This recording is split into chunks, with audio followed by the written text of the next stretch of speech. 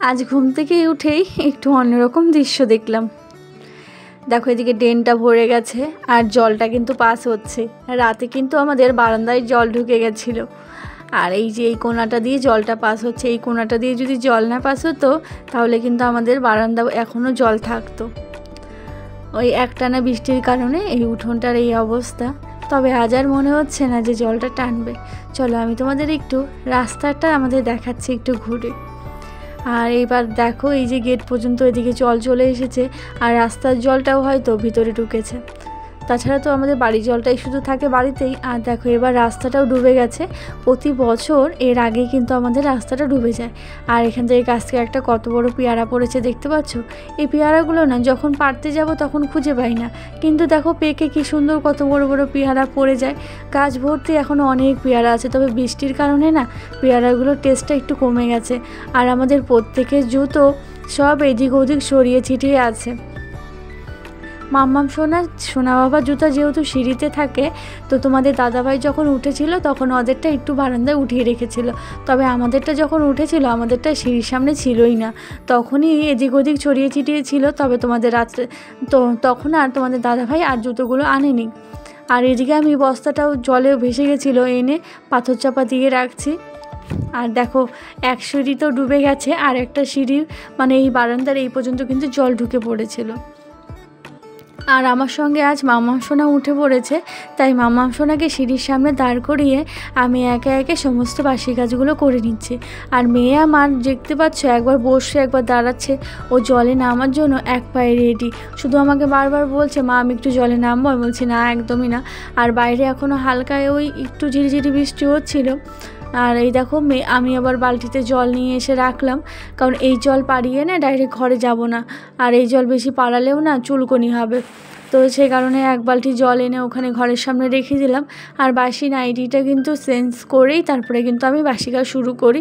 তোমরা যারা আমার ব্লগ দেখো তারা তো জানোই, কারণ ওই সকালে কিছু আমার রান্নাঘরে কাজ থাকে, তো তাই আমি একদম রান্নাঘরের একদম বাসি নাইটিটা চেঞ্জ করি তবে একবারে কাজ শুরু করে দিই। আর সকাল থেকে যেহেতু আমার রান্না বান্নাটা শুরু হয়, মানে সকালে উঠে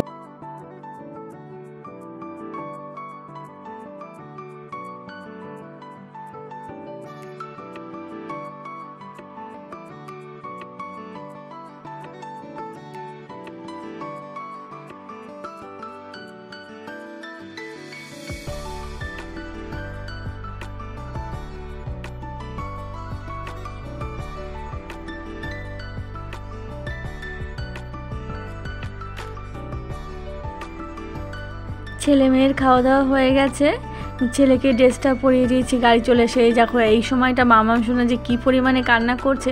তো তোমাদের দাদাভাইকে বললাম যে মামাম সোনাকে ধরো, আর দেখো ওর বাবার কাছেও থাকছে না। পরে আমি তো বোতল আবার নিতেই হতো, তখন আবার এই যে মামাম সোনাকে নিয়ে যাচ্ছি একটু, মানে দাদা স্কুলে যাওয়ার সময় ওকে একটু যেতেই হবে। আর বরমাসে আজকে খেয়ে গেল জানো তো, আজকে দুপুরের খাবার নেয়নি, তো ওখানেই খাওয়া আছে। আর দেখো আমাদের গাছে এখনও কত কুল পড়ছে। এই শ্রাবণ মাসে কুল নাকি খেতে হয় না, কিন্তু প্রচুর পরিমাণে ধরেছে আর প্রচুর এরকম টুপুস টাপুস করে এরকম পড়ছে কুলগুলো। আর আবার ওই যে ঝিরিঝিরি বৃষ্টি শুরু হয়ে গেছে বাইরে, তবে বৃষ্টি মাথায় দিয়ে আমি আবার কাজগুলো শুরু করেছি। সকালে খাওয়া দাওয়ার পর সব বাসনগুলো এভাবে বারান্দায় ঢিপ করে রেখেছিলাম, কারণ তখন বৃষ্টিটা একটু বেশি হচ্ছিলো, তাই আর তখন বের করিনি।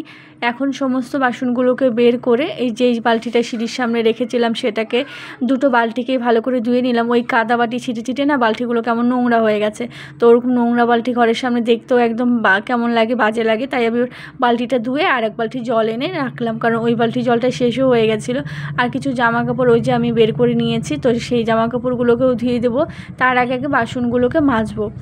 মামাম সোনাকে ঘুম পাড়িয়ে দিয়েছি, সকালে উঠেছিল তো তাই ঘুমিয়ে পড়েছে। আর এই যে সমস্ত বাসনপত্র কিছু সকালেও মেজেছিলাম জানো তো, ওই ছাতা মাথায় দিয়ে সকালে কিছু বাসন মেজেছিলাম, কিছু কড়াই ছিল হাঁড়ি ছিল তো সেগুলোকে। আর এগুলো হচ্ছে পরে যেগুলো খাওয়া দাওয়া করেছিলাম সেই বাসনপত্রগুলোই। স্নান ধান করে এই যে এখন পুজোর জন্য ঠাকুরের জলটা নিচ্ছি, আর ঝুড়ি হাতেই বেরিয়েছি। একদম ওই ফুলগুলো উঠিয়ে নেব, কতবার আর জল পাড়াবো বলো, তাই একদম ফুলের ঝুড়িটাও আমি বাইরে বের করে নিয়েছিলাম। এখন এই ঘটিটা রেখে জলের ঘটিটা রেখে তারপরে এই যে ফুল উঠাতে চলে গেলাম ওদিকে। তবে এই সাইডটা না প্রচণ্ড পরিমাণে পিছলে, আমি খুব সাবধানে হাঁটা চলা করছিলাম। আর এদিকে না প্রচণ্ড পরিমাণে মশা, মানে আমি না জাস্ট দাঁড়িয়ে থাকতে পারছিলাম না, মানে এত মশা আমাকে একদম ঘিরে ধরছিল। এত বর্ষার মশাগুলো বুঝতেই পারছো, বেশ বড় বড় মশাগুলো। আর এই যে আমি যেখানে যাচ্ছি সেখানে তো আরও ভীষণ পরিমাণে মশা। তো আমি তাড়াতাড়ি করে চলে এলাম, আর বেশি জবা ফুল ওইখান থেকে ছিঁড়তে পারলাম না, বৃষ্টির কারণে না পাপড়িতে জল পড়ে ফুলগুলো কেমন নেতিয়ে গেছে।